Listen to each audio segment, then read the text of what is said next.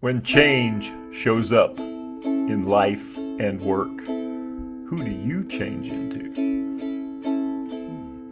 Welcome to It Doesn't Take a Genius. Ramsey! Hey there, Marshall. Glad to do this episode.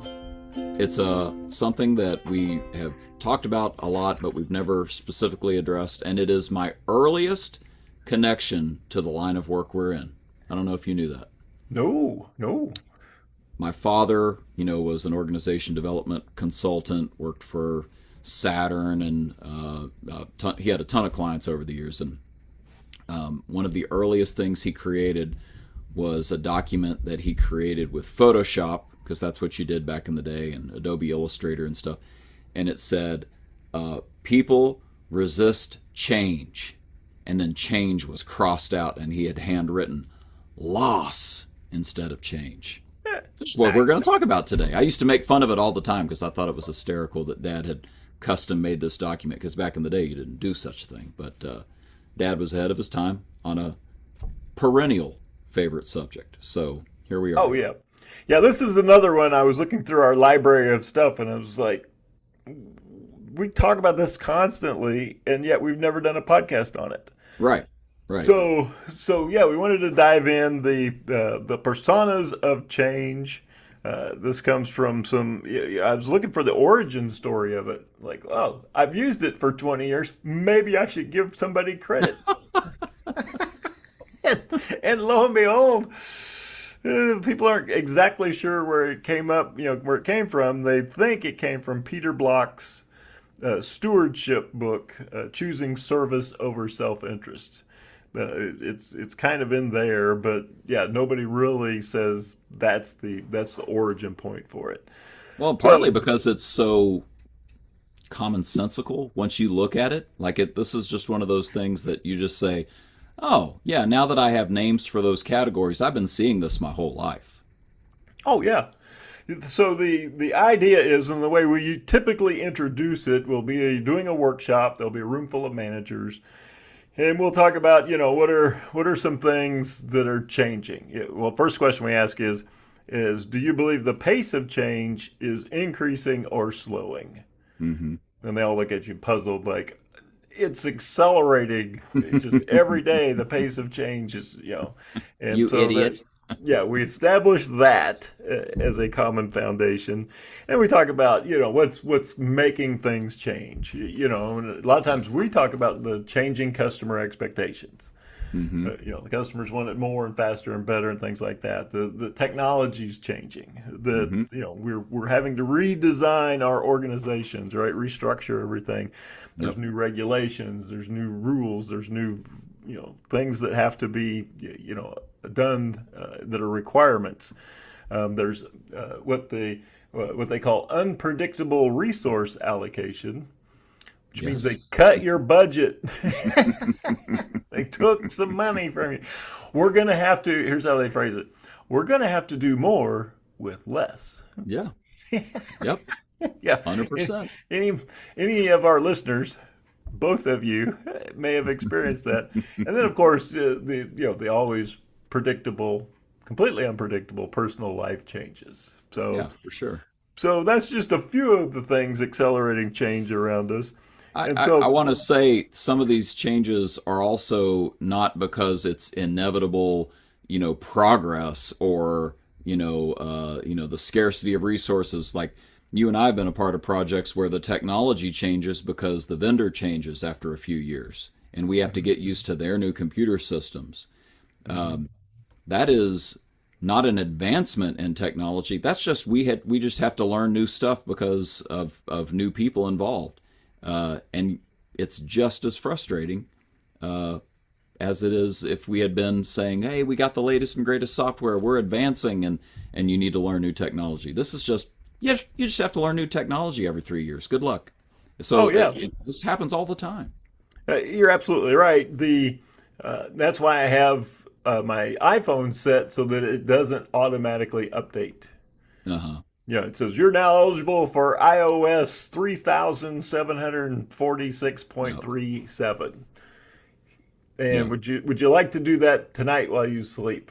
And then I have to take mental right, a mental inventory of my strength and go, do I want to wake up tomorrow and fight to relearn my phone again? Right. Right. No, no, I don't.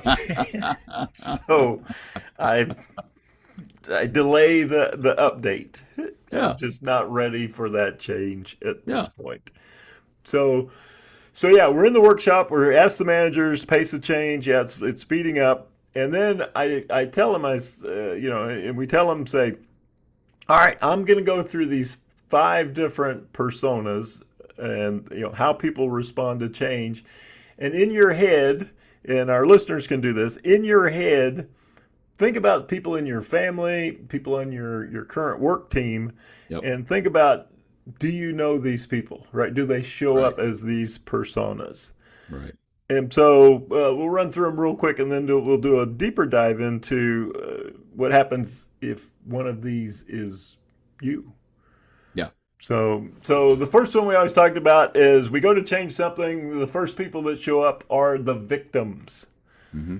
And so victims, they resist change. They feel angry or depressed. They will tend to revert to the old way of doing things. And most importantly, you can identify a victim because they use words like me, I, right? Why are you doing this to me? Yeah. I can't deal with this. Why can't things stay the same? Right. It feels personal. Sometimes Yeah. they think that you've laid awake all night just thinking of something to change because you know they will hate it. Not the Right. team, them personally. Yeah. Will think this is an awful idea. So then we've got the critic. So you go to change that, you announce the big change, and you immediately get the grumbling. And you can identify the critic because they're also a historian. Mm-hmm. They're a history buff. Mm-hmm. We tried this before. Didn't work. I don't know why you think it's going to work now. This is very similar to what's going on. This is dumb. I don't see any positive outcome to what you're about to do, to the organization, They to the see the department. problems. Yep.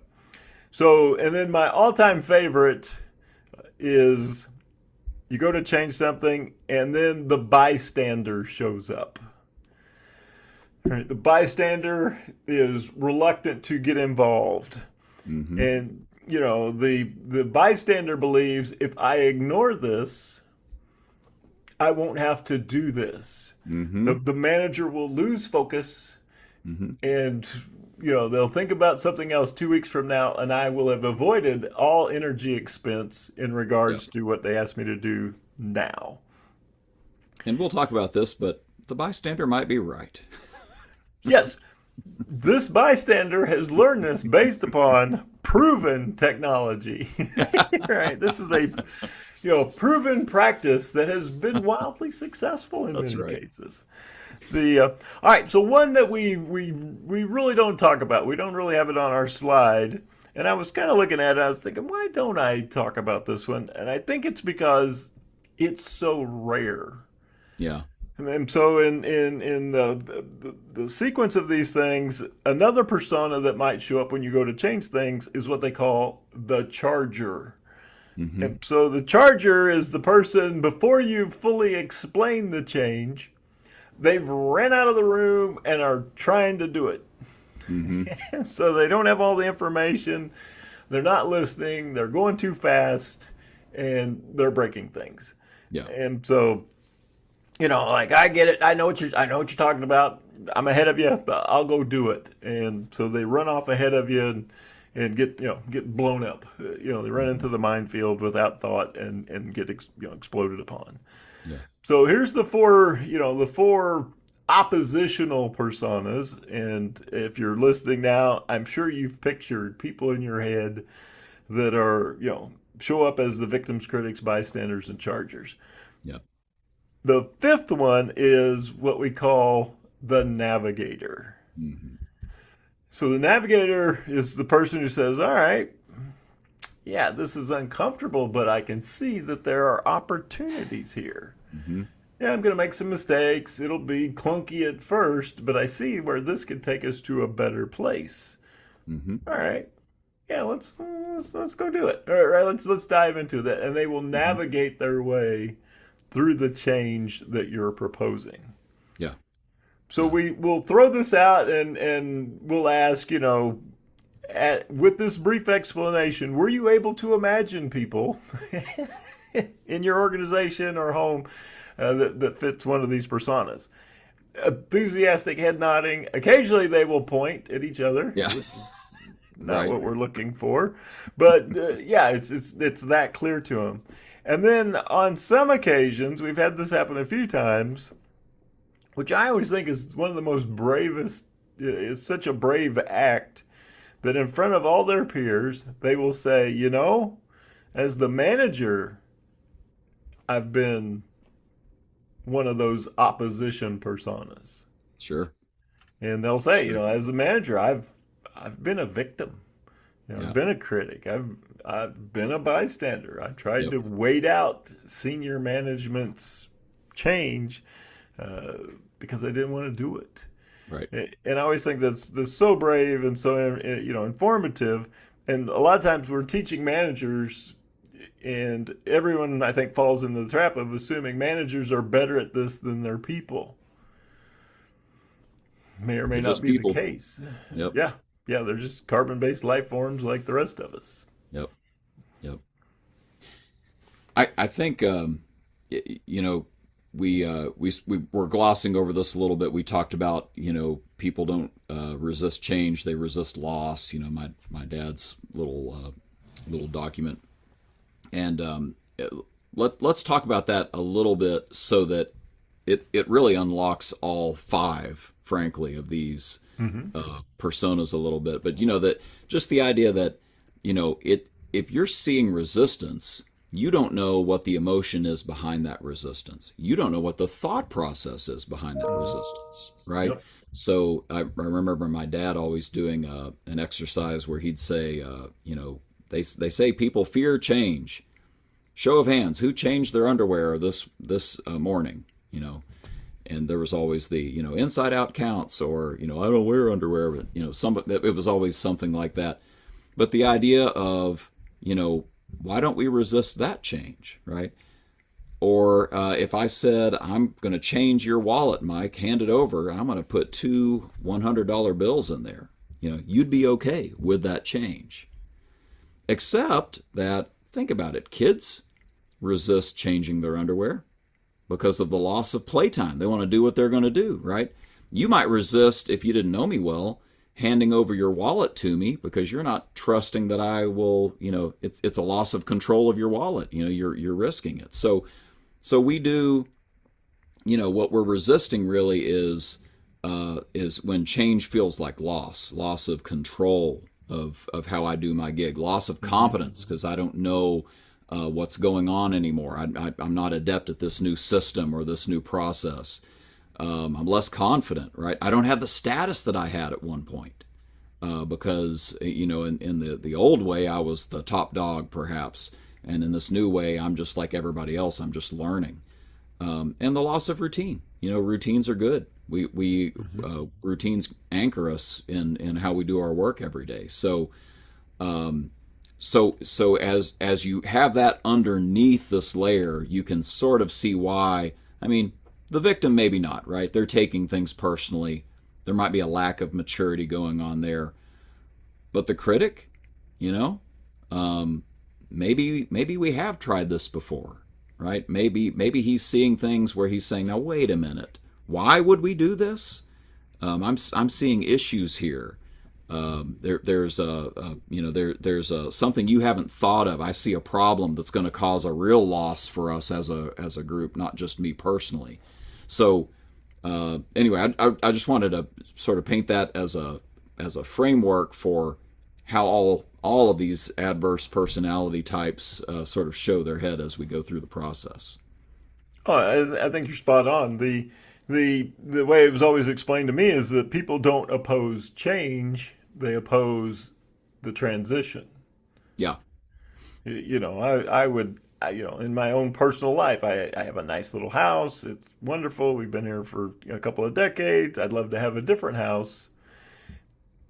The thought of packing up all my stuff Yeah.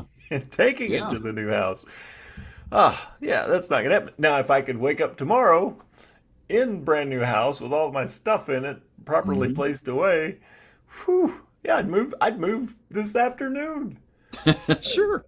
But yeah, the thought of going through all that and kind of when we talked about, just updating your software. It's not that maybe the new software is going to be fantastic, but the thought of learning it and figuring it out and Yep. making mistakes, like All that time. that's the part that makes me a victim, a critic, or a bystander. Right. And so yeah, that's pretty tough. And you said something pretty important that we talked about this a little bit, that just because you have the title manager doesn't make you immune to this response. Right. And so many people, because the assumption is from whoever's instigating the change is that the person that they're putting in charge of it will be an instant navigator. Right. Right. Like here, go get your team to do this. Yeah. Well, I'm the navigator. I'm expected to be the navigator, but what if that's not my first reaction? Right? What Yeah. if that's not how I'm feeling at that? Yeah, I think, and that's really what we need to talk about is, like you said, it's brave to acknowledge, like, hey, I am not feeling like a navigator right now. I do not want this change to even happen to my team. And yet here I am in charge of managing that change with my team. So how do you walk through, that process of, I ain't a navigator, but I'm going to have to navigate on this one. Well, and you make such a good point, and you think about it, now you're leading two changes. Yeah. So I've got to learn the new system as the manager, Yep. and I've got to lead my team through the change. That's right. So now I got twice as much. Yep. As the manager, I got to get me through it, and I got to get them through it. Yep. They only have to get themselves through it. Yep. Yeah, how much are they paying me? Right. Yeah. Is this enough to be the manager? So one of the things that we talked about, and we've talked about this, seems like a lot lately, is the idea of self-awareness. Yep. You got to name it. So when the change is rolled out and you have that initial, cold chill, Yep. and ideally the change is rolled out and you go, yes, Right. should have done this years ago. I'm so excited. If that's not your response, then you got to name your current response. Right. And you're like, okay, I just like I tensed up. My shoulders are up around my ears. I started to sweat a little. Yep. Started one eye's twitching. Yep.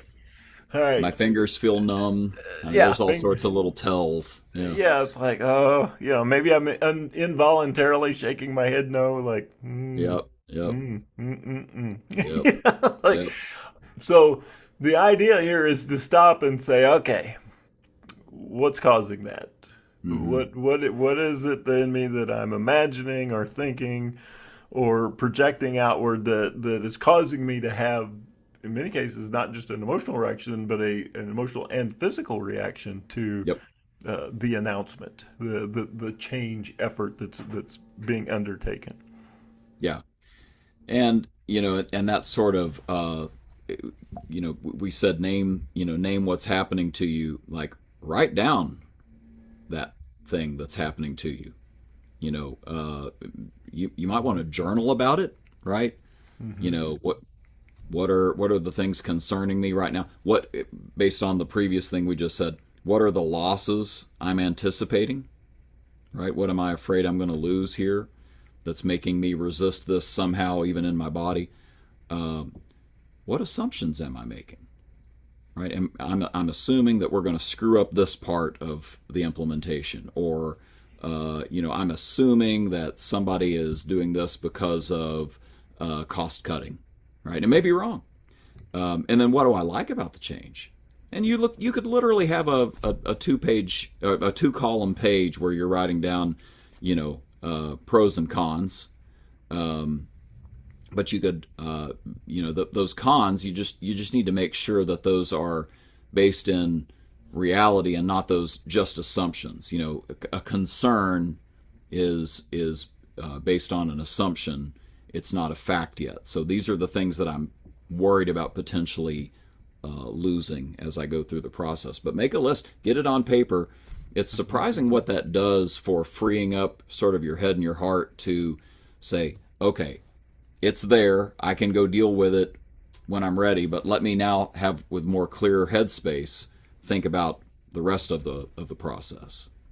Oh yeah, yeah. Now that I've got I've got it on paper, I'm starting to think through it. I'm starting to manage myself into that navigator space. One of the things that you can also do, and one of the things that's probably creating resistance, is you're already imagining your team's reaction to this. That's right. So when we did the exercise, all right, when you go to change something, imagine who shows up as which persona, Yeah. which people Well, on your Bob's team. going to hate this. Yeah, Bob's yeah. going to hate this. And so you're automatically thinking, I'm going to have to battle Joel and Bob and Sarah. They're just, they're going to fall on the floor and just think I've, killed them. One of them, every time we change something, he threatens to quit. Yeah. I'll just retire early if this is if you're going to change this, and, Yeah. and so the thought, of the expense of energy Yeah. getting those people on board is painful. And I've had managers who've written that down. Yeah. All right, so here's everybody. Here's the list of people on your team, and right beside them, how do you think they're going to show up? And do you Yep. have a navigator? And if you don't have a navigator, is there one that you can get on board early with helping to lead this change? One of the other things that you talk about is in the idea of taking public ownership of how you're feeling about the change. Yeah. Yeah. And just saying to your team, wow, when I first saw this, I thought this is a lot. Mm-hmm. And I have to admit I wasn't, and I'm still quite not sure how we're going to pull this off, Yeah. how we're going to make this change. And I need some help from you guys as well. And you could even ask, anybody else feeling that way? Mm-hmm. Oh yeah, Mm-hmm. I don't know how this is going to turn out. Yep. All right, so we're in the same boat together here. Yep. And just I can become a navigator by demonstrating that I too am going through this change curve process. I like that a lot. So acknowledge your own reaction and maybe even share it with others. And at the same time, you're also assessing how people are going to be impacted by this. Maybe anticipating, that one's going to be a bystander, that one's going to be a critic, etc. And then eventually you do have to talk to them about the change itself and where they're at with it. So, we've got in our notes, seek and acknowledge others' reactions. I think this is different types of leaders do this different ways. What have you seen, Mike, with your leaders who are really good at managing change? Like, how are they? Like, is it a group? Is it a one-on-one? Like, how are they doing the rollout of the change that you've found effective?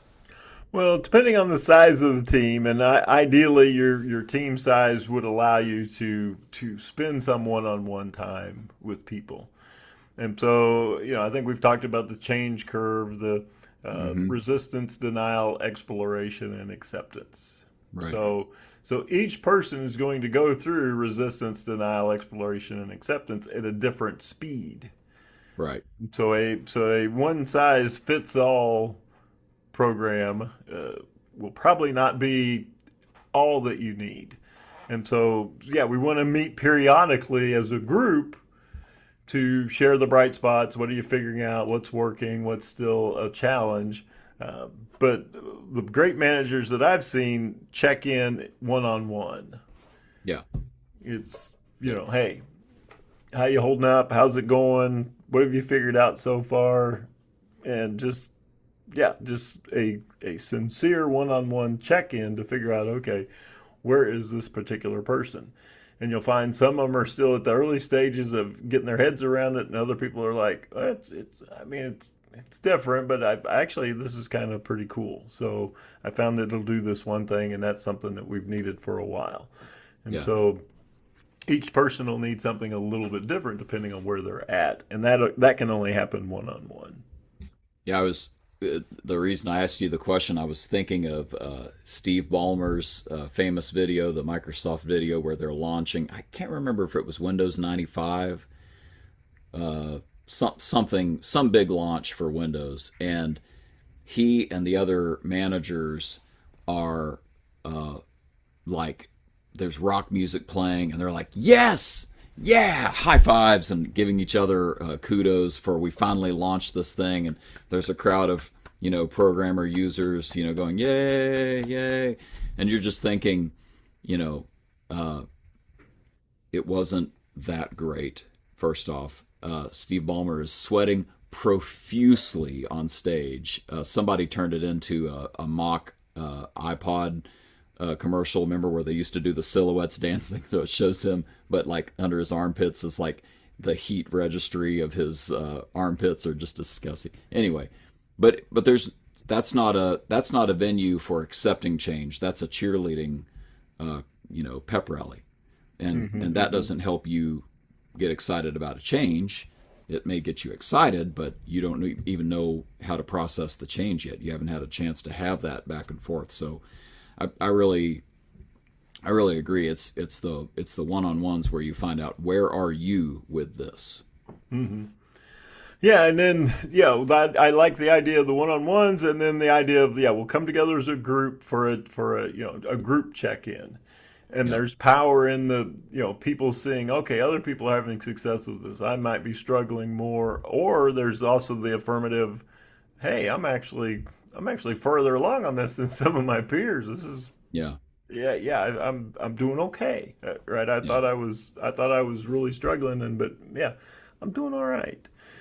And so the idea of getting with those people, and then the idea of the Navigator, and so creating those first followers and having them help you, the peer to peer that can happen in a group setting was I figured out it'll do this. Yeah. Which was much cooler having one of their peers say it than the manager saying it, or the vendor who sold them the software saying it. Yeah, and notice how you're talking about that, that group session. It's not a pep rally. It's not leadership talking to the people and distributing a message. It's, hey, I'd like to hand over the mic to the Navigator. He's figured something out. Could you share your bright spot with everybody so that they see, there's a shortcut here that's going to save us all a lot of time, or, I'm making stuff up as usual, but, there's somebody who has saw how this actually does benefit. And so let's talk to them. They've seen practically how to do it. We, leadership told you from our perspective, but here's somebody in the trenches who actually is doing it and can share that. Mm-hmm. And that's a very authentic conversation, because part of that conversation may be, I hate this part of it as a navigator. This isn't working, but here's what is. Well, you got to eat that. It's part of the change process. Oh, yeah. Well, and sometimes the feedback will let management know that parts of this are stupid. Yep. this from where you were sitting and from what the vendor sold you, or what the management team came up with, it looked great on paper. In reality, there's a couple of pieces that aren't going to work. Yeah. But you won't know that unless you're checking in one-on-one. You're asking for feedback. Yeah, continuing to do the rah-rah will not get you the information that you need, and the change may need some tweaking, some change, some modification, and that's fine. Yep. Every what is it? Mike Tyson said, everybody has a plan. Yep. So they get punched in the face. Yep. So after the first few hits, you go, okay, we're gonna have to modify this to get to the result we're wanting. The result might not change, but how we get there may vary depending on how these people are figuring it out in the front lines. I was just talking about this with a friend who has been researching sort of the origins of. It's broader than this, but continuous improvement has some of its origins in the philosophical field of pragmatism in American thought. So people like Oliver Wendell Holmes Jr. and John Dewey, who everybody who's ever been an education major has studied John Dewey. There are some other like big names that we would have studied in U.S. history or in literature. And the idea of continuous improvement is that you're actually engaging in a conversation, right? Like that's how it has to work. It doesn't work unless leadership says, "Hey, I think we ought to improve something. Let's go talk to the front line." Genji Gambutsu, right? We've talked about this in our podcast. But how many times have you been hired, Mike, and I know I've been hired this way, where the person says, yeah, I want continuous improvement to happen. I want a process improvement. I want you to put together a team, cross-functional, every department represented, and here's what they're going to change. I want them to implement this new computer system. Or I've decided that we need to change our sales model. This is what it is. So they don't actually want a continuous improvement process where there's a dialogue, figuring out what's working, what's not, could we change, what's everybody noticing, let's see something that we can all own together and do. They just want the change that they want done. Mm-hmm. So the point of today's episode is to help anybody who's in that situation where they're like, I have this thing, I know we need to do this. Well, maybe, but you've got a series of characters that you're going to have to interact with and have a two-way street conversation with all of them. You have to at least give it that shot of, what are you noticing? What are you worried about? What are the things you're noticing that's a bright spot? Do you understand why we would be doing this? All the questions that come about when you start to name this and get it out into the open and say, we're going through a change. Let's do it together. It's so well said, and yeah, we've definitely seen that where I need a rubber stamp committee for the change versus constructive feedback on how do we get to this result, and let's asking the people who are on the front line doing it every day what they see, and how it could be better. That's it. So I think as we wrap this up, the idea that the next time your change is either introduced to you or forced upon you, the first step is to take inventory of your internal response. Yeah. Right. What did this do to me? And then what are the things based on that awareness? What are the things that I need to do in order to become a navigator that can not only navigate the change but lead others through it as well? I love it, and we love helping people do this. So one of our rare plugs, we always forget to say, like, subscribe, smash that button, all the things you're supposed to say. But genuinely, we really enjoy helping people process through change and figure out how to do it well, and hear from all parties involved. So, contact us if we can help you. Most definitely. And speaking of help, he's always there for us. We'll turn it over to our announcer, the always reliable Mr. Wolf. Take it away, Mr. Wolf. So go ahead and tweet that, or share it any other way you want. As always, there are no rights reserved, no trademarks, no copyrights. Share it if you want to. And join us next time on It Doesn't Take a Genius. That's good enough.